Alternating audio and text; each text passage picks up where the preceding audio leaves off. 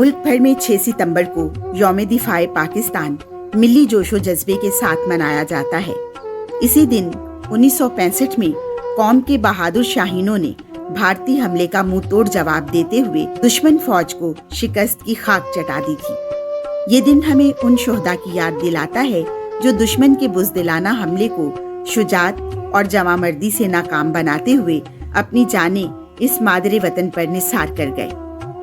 ये उन शोहदा की कुर्बानियों का ही नतीजा है कि आज हम आज़ाद फिजा में सांस ले रहे हैं। जिन्होंने 1965 और दीगर जंगों में आज़ादी के चिराग को रोशन रखने के लिए अपने खून का नजराना पेश किया, फौज ने नामूसे वतन की हिफाजत के लिए अपना फर्ज अदा कर दिया। अब ये कौम का फर्ज है कि इसकी दिलजोई के लिए जो भी कर सकती हो करे। ये 13 फरवरी 1966 की बात है जब हुकूमत पाकिस्तान के इदारे नेशनल प्रेस ट्रस्ट के ज़ेरे एहतमाम शाया होने वाले अखबार रोजनामा अमरोज ने सितंबर 1965 के पस मंजर में एक इदारिया शाया किया। इस तवील इदारिये में दिफाए वतन के लिए फौज की गैर मामूली खिदमात पर इसे खिराज तहसीन पेश किया। दाएं बाजू के ख्यालात रखने वाले मुल्क के मुमताज अखबार नवाए वक्त ने उस रोज अपने इदारिये में लिखा, शेर दिल असाकिर पाकिस्तान ने सितंबर की जंग में जो किरदार अदा किया है उसे भूल जाना एक गुनाह से कम नहीं होगा। पाकिस्तान की कौमी जिंदगी में तजदीद अहद जैसी अहमियत इख्तियार कर जाने वाला ये दिन उस रोज यौम अफवाज पाकिस्तान के तौर पर मनाया जा रहा था। आवाम पर उस दिन की अहमियत वाज़े करने और उनमें जोशो खरोश पैदा करने के लिए इस रोज खुसूसी इंतजामात किए गए। रोजनामा अमरोज में शाया होने वाली खबर के मुताबिक उस रोज मुल्क भर के सिनेमा घरों में खुसूसी फीचर और दस्तावेजी फिल्में बिला मुआवजा दिखाई गई। मुख्तलिफ सिनेमाओं में फौजियों के लिए भी फिल्मों के खुसूसी शो दिखाए गए जिन्हें देखने के लिए टिकट खरीदने की जरूरत न थी। अखबारात ने खुसूसी एडिशन शाया किए जबकि रेडियो पाकिस्तान से खुसूसी प्रोग्राम नशर किए गए। अवामी जोशो खरोश में इजाफे के लिए जो खुसूसी इंतजामात किए गए उनमें झंडे की फरोख्त भी शामिल थी। अखबार ने लिखा कि एक खास किस्म का झंडा था जो अवाम की खुसूसी दिलचस्पी का बायस बन गया और इसकी फरोख्त से जमा होने वाली आमदनी के बारे में बताया गया कि इसे फौज की फलाह व बहबूद पर खर्च किया जाएगा। ये दिन जिसे यौम मुसल्लह अफवाज का नाम दिया गया था, दरअसल पाकिस्तान का पहला यौम दिफा था जिसमें जंगे सितंबर के ताल्लुक से फौज के किरदार को उजागर किया गया। इस दिन शाया होने वाले अखबारात के खुसूसी एडिशनों में मुख्तलिफ मुसन्निफीन ने अपने अपने अंदाज में इजहार ख्याल किया, लेकिन अहम तरीन मजमून इंटर सर्विसेज पब्लिक रिलेशंस के डायरेक्टर कर्नल Z.A. सुलेहरी का तहरीर करदा था। इस्लाम का सिपाही के उन्वान से शाया होने वाले इस मजमून में जंगे सितंबर के सिलसिले में फौज की खिदमात का मरबूत और मौसर अंदाज में जिक्र किया गया। फौज की नजरियाती जहत उजागर की गई और इसके साथ साथ ये भी बताया गया कि मुस्लिम दुनिया के लिए अफवाज पाकिस्तान की अहमियत क्या है। Colonel Z.A. सुलेहरी का ये मजमून मुल्क के कमोबेश तमाम उर्दू और अंग्रेजी अखबारात में शाया हुआ। यूं तो इस तवील मजमून के तमाम नुकात ही नुमाया अहमियत के हामिल थे, लेकिन इसका एक खास जुमला खास तौर पर काबिल जिक्र है। कर्नल साहब ने फौज के सरबराह जनरल मोहम्मद मूसा से मुस्तार लेकर लिखा, मैं जब महाज़े जंग के नक्शे पर नजर डालता हूँ तो मुझे अपने वतन की आज़ादी और गुलामी के दरमियान एक ही चीज हायल नजर आती है और वो है असाकिर पाकिस्तान। इस मौका पर सरकारी और नीम सरकारी इदारों के अलावा कारोबारी तजारती इदारों की तरफ से भी अखबारात में बड़े दिलचस्प इश्तिहारात शाया हुए जिनमें जंगे सितंबर में फौज को इसकी खिदमात पर खिराज तहसीन पेश किया गया।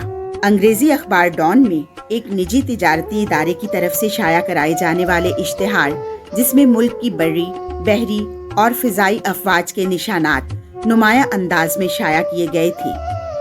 दिस इज योर डे, यानी ये आपका दिन है के उन्वान से फौज की खिदमात की तारीफ करने के बाद कहा गया कि मुसल्लह अफवाज और अवाम के दिल एक साथ धड़कते हैं। इस दिन की मुनासबत से ISPR की तरफ से फराहम किए गए एक मजमून में जो कई अखबारात में एक साथ शाया हुआ बताया गया कि ये फौज जिसकी तश्कील برطانوی تاج کے زیر سایہ ہوئی تھی، اب پاکستان کی قومی فوج کی شکل اختیار کر چکی ہے۔ کیونکہ ماضی میں اس کے نشانات اور بیجز میں برطانوی تاج نمایاں ہوا کرتا تھا، لیکن اب اسے تبدیل کر کے بر صغیر کی مسلم و قومی روایت کے تابع کر دیا گیا ہے۔ یوم افواج یا پاکستان کا پہلا یوم دفاع اسی پس منظر میں منایا گیا۔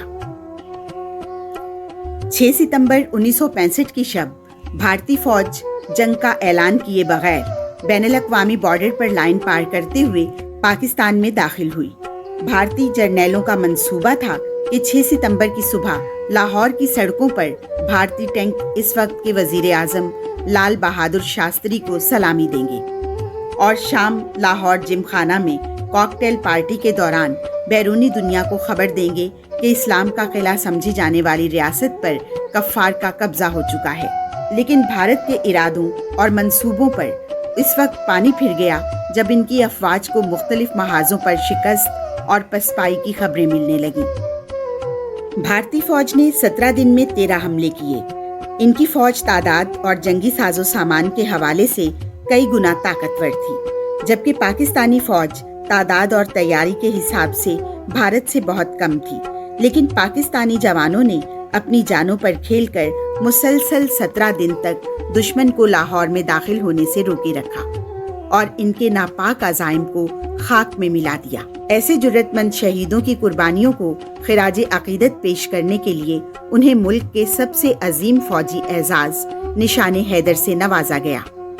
یہ نشان صرف ان فوجی جوانوں کو نصیب ہوتا ہے جنہوں نے وطن کے لیے انتہائی بہادری کا مظاہرہ کرتے ہوئے جام شہادت نوش کیا۔